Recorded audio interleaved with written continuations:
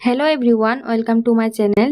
WBSSC group C এবং group D পরীক্ষার জন্য আগের ভিডিওতে জিকে প্র্যাকটিস সেট 1 এবং 2 নিয়ে আলোচনা করেছি। আজকের ভিডিওতে আলোচনা করব জিকে প্র্যাকটিস সেট 3 নিয়ে, যেখানে থাকছে ইতিহাস, ভূগোল, পলিটি এবং জেনারেল সায়েন্স। টোটাল মিলে 40টি গুরুত্বপূর্ণ প্রশ্ন। এই প্রশ্নগুলো শুধু পশ্চিমবঙ্গের চাকরি পরীক্ষার জন্য নয়, ভারতবর্ষের বিভিন্ন চাকরি পরীক্ষার জন্য কাজে লাগবে। তো চলো ভিডিও ফার্স্ট থেকে লাস্ট অবধি দেখতে থাকো। 1 নম্বর প্রশ্ন দেখো, পলাশির যুদ্ধ কবে হয়েছিল? প লয় আকার তাল বিষয় দীর্ঘই র। পলাশির যুদ্ধ কবে হয়েছিল? উত্তর কি হবে? 1757 সালে 23শে জুন। 1757 সালে 23শে জুন। 2 নম্বর প্রশ্ন দেখো, বাংলার নবাব সিরাজউদ্দৌলার সেনাপতি কে ছিল? সিরাজউদ্দৌলার সেনাপতি ছিল মির্জাফর। মির্জাফর আলী খান। এর পুরো নাম হচ্ছে মির্জাফর আলী খান। 4 নম্বর প্রশ্ন দেখো, ভারতীয় জাতীয় কংগ্রেসের প্রথম সভাপতি কে ছিলেন? প্রথম সভাপতি কে ছিলেন জাতীয় কংগ্রেসের? উত্তর হবে উমেশচন্দ্র বন্দ্যোপাধ্যায়। 5 নম্বর প্রশ্ন দেখো, চম্পারণ সত্যাগ্রহ কার নেতৃত্বে হয়েছিল? উত্তর কি হবে? মহাত্মা গান্ধীর নেতৃত্বে। মহাত্মা গান্ধীর নেতৃত্বে চম্পারণ সত্যাগ্রহ হয়েছিল। 6 নম্বর প্রশ্ন দেখো, পাকিস্তান শব্দটি প্রথম কে ব্যবহার করেছিলেন? পাকিস্তান শব্দটি প্রথম কে ব্যবহার করেছিলেন? উত্তর কি হবে? চৌধুরী রহমত আলী। চৌধুরী রহমত আলী। ইনি একজন মুসলিম জাতীয়তাবাদী কর্মী ছিলেন। 7 নম্বর প্রশ্ন দেখো, বাংলার বিভাজন কোন সালে হয়েছিল? বাংলার বিভাজন হয়েছিল 1905 সালে। 1905 সালে। দেখো, এই বাংলার বিভাজন নিয়ে বা বঙ্গভঙ্গ নিয়ে একটুখানি বলে দিই। বঙ্গভঙ্গ যেটা আর বাংলার বিভাজনও সেম। বঙ্গভঙ্গ কত সালে হয়েছিল? 1905 সালে। আর বাংলার বিভাজন কত সালে হয়েছিল? 1905। সেম জিনিস। এবার এটা নিয়ে একটু বিস্তারভাবে গল্পের আকারে বলে দিই তোমাদেরকে শর্টকাটে। ভারতে কংগ্রেসের গঠন কারা করেছিল প্রথম? ইংরেজরা করেছিল। এই গঠন করার উদ্দেশ্য কি ছিল তাদের? উদ্দেশ্য ছিল ভারতের মানুষদের মনের কথা জানা, তাদের মনে কি চলছে। এবার ছোট ছোট কিছু যদি প্রবলেম থাকতো তখন ইংরেজরা পূরণ করে দিত, আর বড় কিছু যদি থাকতো তাহলে তাদেরকে মেরে ফেলতো। প্রথম প্রথম মানুষ অনেক কম আসতো অধিবেশনে, কংগ্রেসের অধিবেশনে। ধীরে ধীরে মানুষ অনেক বেশি আসতে লাগলো। 20,000, 25,000, 30,000 এরকম আসতে লাগলো। বাঙালিরা আগে থেকেই অনেক বুদ্ধিমান ছিল। তারা কি করতো? ইংরেজদের কাছে বড় বড় জিনিস চাইতো, আর ইংরেজরা কিছু করতে পারতো না, কারণ অধিবেশনে অনেক মানুষ যেত, ওখানে সবার সামনে কিছু করতে পারতো না। তখন ভাইসরয় কে ছিল? Lord Curzon. লর্ড কার্জন ভাবে যে এই কংগ্রেস গঠন বানিয়ে ভুল করেছি, কিভাবে এই বঙ্গটাকে ভঙ্গ করব, মানে বাংলা বিভাজনের কথা বলেছি। তারপরে সে লর্ড কার্জন 1905 সালে বঙ্গ ভঙ্গ করে দেয়, 2 ভাগ করে দেয়। এক হচ্ছে পূর্ব বাংলা, এক হচ্ছে পশ্চিম বাংলা। পূর্ব বাংলা হচ্ছে মুসলিমদের জন্য, আর পশ্চিম বাংলা হচ্ছে হিন্দুদের জন্য। এইভাবে ভাগ করে দেয়। এই বাংলা ভাগ করার ফলে বাঙালিরা অনেক রেগে যায়, কারণ তারা চাইতো না যে 2 ভাগ হোক। তারা চাইতো হিন্দু মুসলিম একই সাথে যেন থাকি, এটাই চাইতো। তাই আরও আন্দোলন শুরু করে। টানা 6 বছর আন্দোলন করে 1911 সালে এই বঙ্গভঙ্গ রদ করে দেওয়া হয়। টানা কত বছর আন্দোলন করেছিল? 6 বছর। 6 বছরের পর 1911 সালে আবার এই বাংলা বিভাজন বন্ধ করে দেওয়া হয়। ভাগ হয়েছিল 1905-এ, রোধ করা হয়েছিল 1911 সালে। চলো পরের প্রশ্ন আলোচনা করি। এত ডিটেলসে এই ভিডিওতে আলোচনা করব না, কারণ এটা জিকে প্র্যাকটিসে। 9 নম্বর প্রশ্ন দেখো, কাকোরি ষড়যন্ত্র কোন সালে ঘটেছিল? কাকোরি ষড়যন্ত্র কোন সালে হয়েছিল? 1925 সালে। কাকোরি ষড়যন্ত্র হচ্ছে একটি ট্রেন ডাকাতি, মানে ট্রেনে ডাকাতি হয়েছিল, ওটাকে কাকোরি ষড়যন্ত্র বলা হচ্ছে। এই কাকোরি ষড়যন্ত্র বা ট্রেনের ডাকাতি কারা করেছিল? আমাদের ভারতের বিপ্লবীরা করেছিল। এই ডাকাতি করার কারণও আছে। ব্রিটিশ সরকারের টাকা লুট করে ভারতের স্বাধীনতা আন্দোলনের জন্য টাকা সংগ্রহ করছিল, এই জন্য এই ট্রেনে ডাকাতি করেছিল। এই ডাকাতিকেই কাকোরি ষড়যন্ত্র বলা হয়। 10 নম্বর প্রশ্ন দেখো, দ্য ডিসকভারি অফ ইন্ডিয়া বইটি কার লেখা? দ্য ডিসকভারি অফ ইন্ডিয়া বইটি কার লেখা? উত্তর হবে জওহরলাল নেহরু। 11 নম্বর প্রশ্ন দেখো, ভারতের সর্বাধিক চা উৎপাদনকারী রাজ্য কোনটি? ভারতে কোন রাজ্য চা বেশি উৎপাদন করা হয়? উত্তর হবে আসাম। আসামে বেশি চা উৎপাদন হয়। 12 নম্বর প্রশ্ন দেখো, ব্রহ্মপুত্র নদ ভারতে কোন রাজ্যে প্রবেশ করে? ব্রহ্মপুত্র নদ ভারতে কোন রাজ্যে প্রবেশ করেছে? উত্তর হবে অরুণাচল প্রদেশ। অরুণাচল প্রদেশে ব্রহ্মপুত্র নদ প্রবেশ করেছে ভারতে।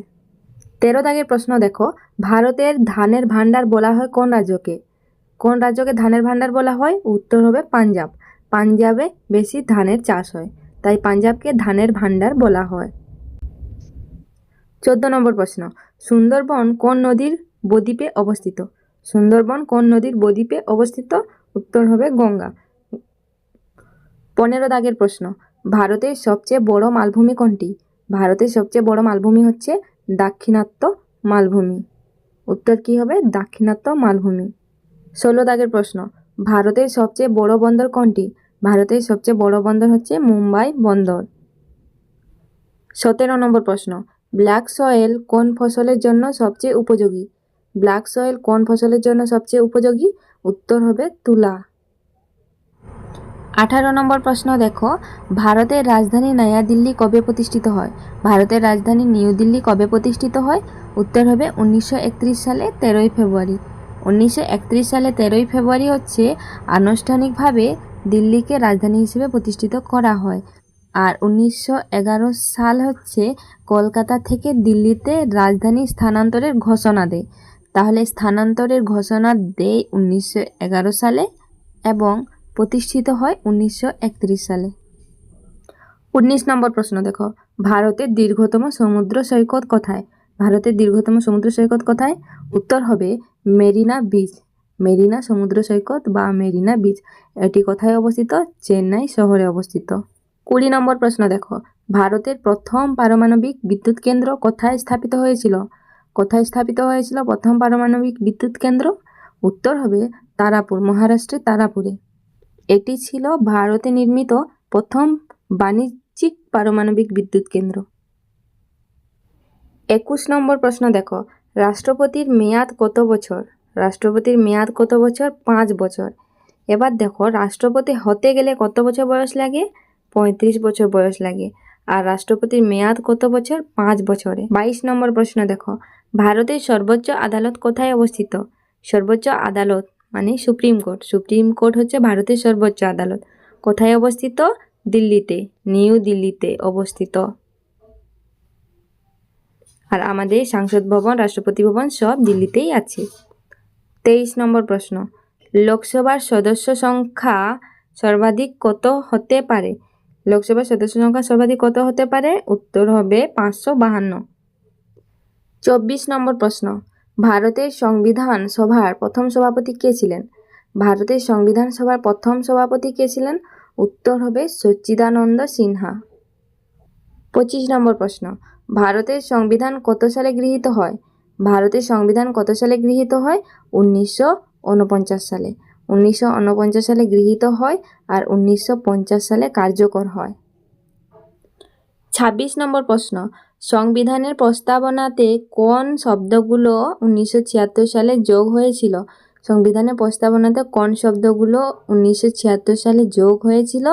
উত্তর হবে সমাজতান্ত্রিক ও ধর্মনিরপেক্ষ। 27 নম্বর প্রশ্ন, ভারতের প্রধানমন্ত্রীকে কে নিয়োগ করেন? ভারতের প্রধানমন্ত্রীকে কে নিয়োগ করেন? রাষ্ট্রপতি। 28 নম্বর প্রশ্ন, ভারতের জাতীয় জরুরি অবস্থা কতবার জারি হয়েছে?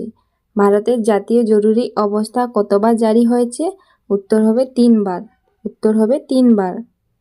29 নম্বর প্রশ্ন, রাজ্যসভার স্থায়ী সভাপতি কে? রাজ্যসভার স্থায়ী সভাপতি কে? উত্তর হবে উপরাষ্ট্রপতি। 30 নম্বর প্রশ্ন, মানবদেহের সবচেয়ে বড় অঙ্গ কোনটি? মানবদেহের সবচেয়ে বড় অঙ্গ কোনটি? উত্তর হবে ত্বক। 31 নম্বর প্রশ্ন, মানবদেহে ইনসুলিন কোন অঙ্গ থেকে নিঃসৃত হয়? মানবদেহে ইনসুলিন কোন অঙ্গ থেকে নিঃসৃত হয়? উত্তর হবে অগ্ন্যাশয়। উত্তর হবে অগ্ন্যাশয়।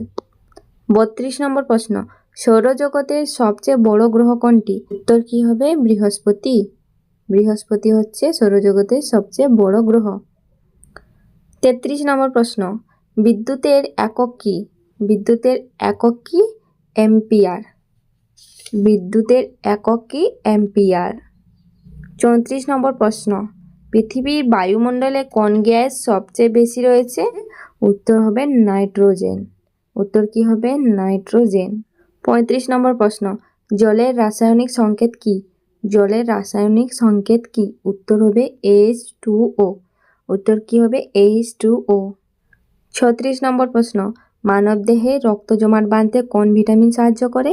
মানবদেহে রক্ত জমাট বাঁধতে কোন ভিটামিন সাহায্য করে? উত্তর হবে ভিটামিন কে।